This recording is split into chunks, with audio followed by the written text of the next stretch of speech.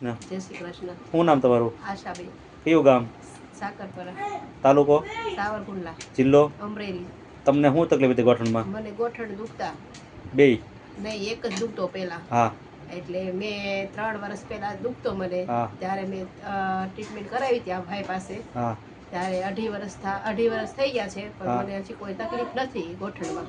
એ પગમાં તમને એક જ વાર ટ્રીટમેન્ટ આપી ને મેં? હા, એક જ વાર એ આપી. ટ્રીટમેન્ટ આપી એમાં તમને કોઈ દુખાવો, આંચકો, જોટો?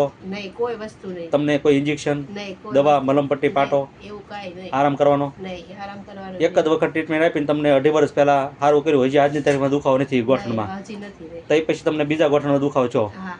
એ ગોઠણ સારો કર્યો? ત્યારે મને કમરથી દુખતું હતું, ત્યારે એમ કીધું હતું કે ગાદી તમારી સુકાય છે એમ. હા, બરાબર. ડોક્ટરે એવું કીધું. હા. અને પણ આના એક વખત ટ્રીટમેન્ટથી સારું થઈ ગયું, એને પણ વરસ થઈ ગયું. ઓકે.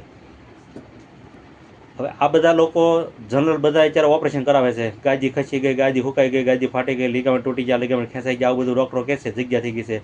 તો એ બધા ઓપરેશન કરાવે, તો એ ઓપરેશન કરાવે કે આ ટ્રીટમેન્ટથી સારું કરાવાય? નહીં, ઓપરેશન ન કરાવે, આ ટ્રીટમેન્ટથી જ સારું કરાવાય. સારું રિઝલ્ટ આવે છે. કોઈ જાતની દવા નહીં, કોઈ રિપોર્ટ નહીં, કોઈ વસ્તુ નહીં. બરાબર? બતાવી જો કઈ જગ્યા સારું કીધું તમને? આ જગ્યાએથી સારું. શેની કૃપા? શની કૃપા.